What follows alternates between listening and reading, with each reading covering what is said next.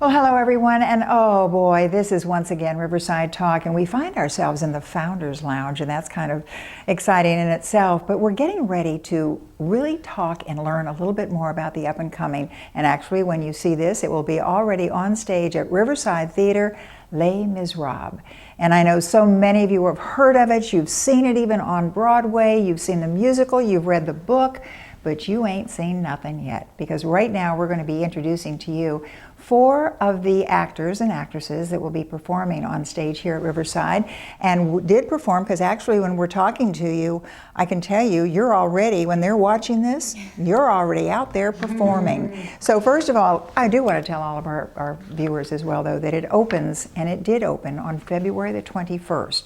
It might be already on as you see this, and it will go right on through March the 17th. And there are many, many matinees and evening performances, and you can go to riversidetheater.com and find all that out for you as well. But right now, let's meet 4 of the actors and actresses on stage at Riverside Theater in Les Misérables. First of all, let me welcome Becky. And Becky, I'm going to have you tell our viewers, if you will, a little bit about yourself, what part you play, and maybe how you get yourself into this part.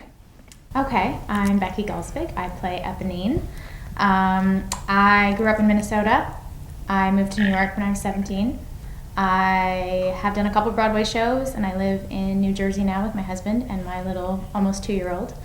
I'm actually really excited to do the show because I've never done it before, and this role is such a great role to do. As far as getting into it, it's not one of those roles you can relate to in some ways. I've never been starving. I'm certainly not French, but I can relate to the love story, or lack thereof, in Eponine's case. She's constantly pining for this handsome man who just sees her as a friend, and you know, she would do anything for him. And it's a really lovely story, and she's got the heart-wrenching angle of it. But I'm very much enjoying it. Do you know, I can just see you in that part. It's going to be absolutely magnificent, and I think this is what it's all about. When you work under the direction of Alan Cornell, that's got to be thrilling for all of you, is it not? Yeah, it's been great. This is a huge piece to put out. Oh, yeah. My gosh, yes. Yeah. And passing right along to you, let me welcome Tracy, and of course it is Tracy, it is Tracy Blair. Bear. Tracy Bear, and you play Fantine. Yeah, Fantine. All right, tell me about Fantine. First of all, tell me about Tracy. Okay, sure. Well, I'm from Oklahoma, grew up in a small town, but now I live in New York, moved after college. I've done the national tour of Annie. I played Grace Farrell, so that was pretty fun. And I actually most recently was down at Maltz Jupiter Theater, so I've been in your neck of the woods. Sure. Kind of recently. I did Amadeus down there, and I love the theater community of South Florida. You guys, that's terrific. You have a good one. Well, we're so glad to have you here too. So, is it difficult for you to play this part, or have you been in Les Misérables previously? I was just in the ensemble, which is a whole nother. You have to play like 18 different characters when you're in the ensemble, so it's a challenge in that way. But I'm so excited to do Fantine. Well, we're so excited to have you here as well. So I just have to ask you, is there anything particular that you do? You're getting ready to walk out there on stage. What do you do to say, I am now Fantine? Well, for me, it has a lot to do with breath. I need to I find the breath, and for her, she carries a locket that to me is very closely related to her daughter Cosette, who she sort of is living for. So I kind of check in with that, and that sort of anchors me, and then my breath, and then I love it. I love it. So we know what you're doing backstage. You're taking deep breaths when it comes around. Well, this is exciting. And what we are going to do, just so my viewers understand, we are going to give kind of the backstory and the plot of Les Misérables, because there are some who have not read Victor Hugo's novel or seen it or heard about it. So we'll tell about that too. But if you will, Tracy, just pass the mic on down to Andrew, because this is kind of exciting for you as well. It is. My name is Andrew Giordano. I'm originally from Boston. I live in New York City. Studied in Boston for musical theater, and very excited to be here. I've always wanted to do a show down in Florida. I come to Fort Lauderdale a lot just to vacation and see friends, and I'm very excited to do Les Mis for the second time. Oh, very, very same excited. part? 2 of the same parts. I'm in the ensemble. I play about 9 or 10 different roles, everything from a convict to a destitute person to a kind of dandy who gets to beat up, if you will, Fantine. Oh my So goodness. it's I played that part before, and then one of the students, I'm playing the same student as I did last year. So it's great as an actor to find 9 different characters. Oh, yes. Now, you know what I'm going to do? I'm not going to ask you how you get into that part. How do you get out of them? The choreography backstage Oh, is okay. probably more than on stage. Really? The first 40 minutes of the show, I wish people could actually see what the running around and just stripping off clothes as you're running down the hallway, putting on wigs and shoes, and it's actually really fun. Do you know, I know when you go to riversidetheater.com, there is one little click that you can do for back scenes, and every time I click on it, I keep hoping I'm going to see something like this, so we know what goes into all of this, but it truly is so wonderful to have you here. So we're going to talk to you in just a little bit, though, more about the part and more about the play itself, because I think Todd down there, sitting there, and I asked him, I said, are you the good guy or the bad guy? My name's Todd Allen Johnson, and I play Javert, the police officer in the show. And I'm from Michigan originally. I moved to New York in 1987, and I've been working part of the year, every year, ever since acting. And I still live in Manhattan. I have my wife is there right now, suffering in the cold. Oh my goodness, yes. And our little pup we've had a pup for a year and a half. So I was just saying to Andrew, I've been here for 3 weeks and I'm still finding dog hair. That's okay. It's okay, just yeah. saying hello. I have done this role before. I was on the national tour over a decade ago, and then I did a production in Maine, and then I did another production in Maine, and Andrew and I worked together up there. Terrific. At the theater, but I'm almost retired as an actor. I don't perform very often anymore. I have my own other business. Ooh. But if someone calls me and says that they want to do Les Mis, I would jump at the chance. And when I heard how wonderful it is to come down to the Riverside Theater and the quality of the productions that were here, it was a no-brainer. I said, sure, I would love to come. Oh, we're so delighted you're here as well, and I can't wait to find out what that other business is. And we're going to talk about that in just a little bit, because we're going to have to take a break now. But just a reminder to all of our viewers, we're talking about the performance on stage at Riverside Theater, and oh golly, it's Les Misérables, and everybody has heard of it, knows of it. You're meeting 4 of the members of the cast. We're going to tell you a little bit more about the play itself, because from the musical, the novel, there are some differences, and maybe there is a fabulous storyline. If you want to see the storyline of Les Misérables, go right online and see riversidetheater.com. But in a moment, we're going to come back, talk with these 4 actors and actresses, and find out a little bit more about what it is to be an actress or an actor in Les Misérables. We'll be right back. Well, welcome back, everyone, to another segment here on Riverside Talk. And as I've always said, it is such fun when you get to meet the backstory and the backstage individuals that are really here performing on stage at Riverside Theater. And in this case, 4 of the members of the cast of Les Misérables. And we've learned a little bit about them, where they're from. And of course, they're all from the Northeast up there. And we're glad you're down here. Or let's say Minnesota is. That's where I was born, but But you're a New Yorker. I'm New York now. You're a New Yorker. But we do have to think about the excitement of this particular show, Les Misérables. So Todd, since we wound up with you on the last segment, learn a little bit about you. First of all, what is your business when you're not in theater? I'm a freelance graphic designer. Oh, cool. I've done art my whole life. Ah, terrific. It's just kind of translated into something, and it's kind of a portable career.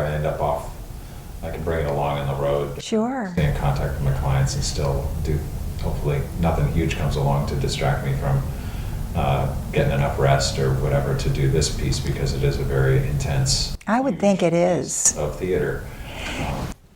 It's set in the 19th century, early 19th century in France. And from what I understand and talking with other individuals that are working on this, it touches the heart of so many people. How would you explain Les Misérables if you were just to take it in a couple of sentences? Well, do you mean the experience of seeing it, or the story itself? The story itself. Well, my history goes back with the story is not that complex. It's about it's a story of redemption. It's a story of family. Often family is what they say, friends are the family you choose for yourself. Uh-huh. This is about about a person who's alone in the world and has been deeply wronged, and that's Jean Valjean, the true hero of the story.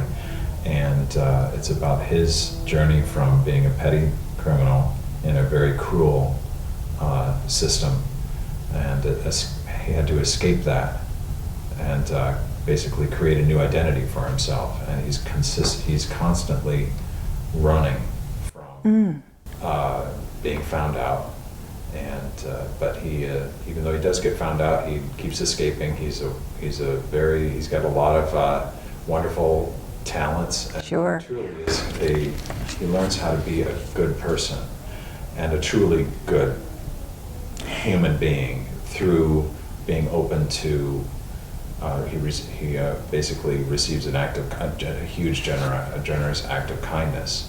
And that's, I think, what the point of this whole story is. But responding to that act of kindness, Yes. instead of saying that's not how I'm going to be, he responds by saying, I need to make a desperate change here, and he does. Oh, At great. the end, because of the way that it's presented in this form, it was originally created by two French gentlemen who knew that is Les Mis is the French Tom Sawyer. All kids know the story; they know it in their hearts. So they knew what pieces of the story to present in order for it to make sense in an amount of time.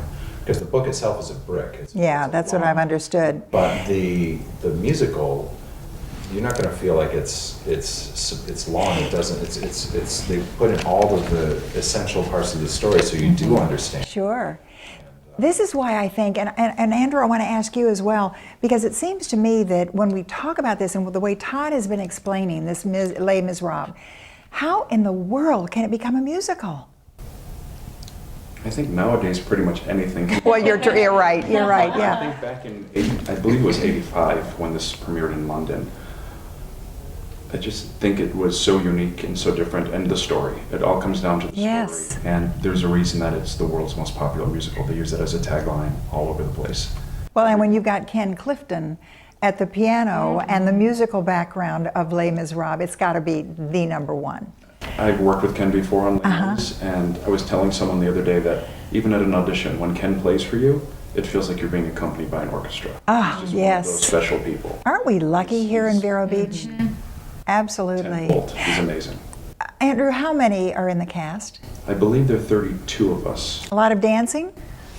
No, there is one section. Just in the back. at the wedding between Marius and Cosette. There is Oh. waltzing and minuetting and Oh, just boy. at the wedding reception. That's the only dancing choreography. Sure. If there is one particular point of the story, Les Misérables, that you'd like our viewers to understand, what would it be? We talked about this a lot in rehearsal, that Alan, our director, really wants the message of the poor to come across to people, and that everyone deserves a second chance and can have a second chance. And it's a very interesting way of approaching the rehearsal process, especially for the ensemble, getting into all these different Wow. characters. Do you know, this is what I love, I would love to sit out there and watch the rehearsal and just see how Alan pulls all of this out of you in a musical like this. It has to be one of the most exciting things for you all. It is, and it's great to work with a director that has so much passion for the story. Ah, yes. Because there are going to be I'm guessing there are going to be a lot of productions this year that will not have the same passion and intelligent director steering the ship. Well, I can tell you, he is one of the best, and we are so fortunate. We're going to take a little break now and then come back with the two ladies and talk with you about the same thing, but you guys have really explained this so much, because I think I want to come back and talk about that word forgiveness, because I think that's part of what all of this, and just my little bit of reading about it, it also means that second chance, that forgiveness, and what we can learn when we come to Riverside Theater and watch Les Misérables on stage, running right in through March the 17th. You don't want to miss it. We'll be right back. Stay with us.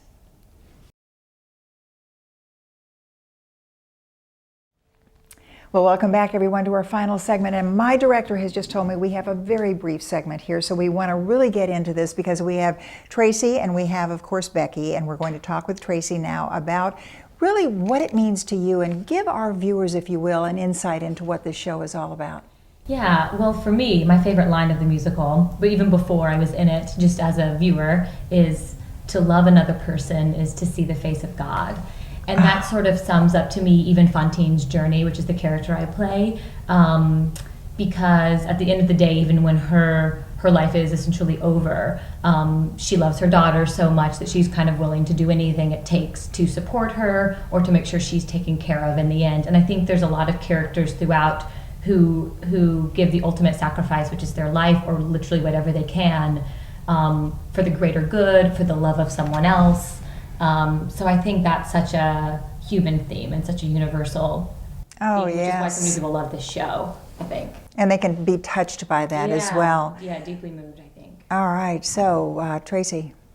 No, you're Tracy. This is Becky. Yeah. Becky, Same question? same question, same thoughts. Your feeling about the show?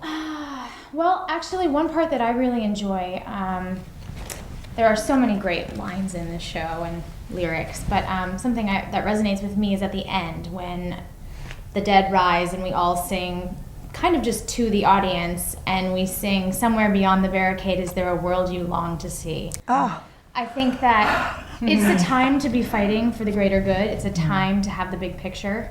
And even though this piece was done and the story is from years ago, I think that still makes a lot of sense now. And I think that we all have something that we want to fight for. And I think that is the heart and soul of this piece, whether you're fighting for love or fighting for redemption or fighting for forgiveness or just fighting for life. I think that it's so meaningful, and like my heart just expands when I sing those lyrics. let me ask you something, because you're all in theater. You've been on the stage in many different performances. Do you learn something, and does your personality change from some of those things that you learn in a show? Oh, absolutely.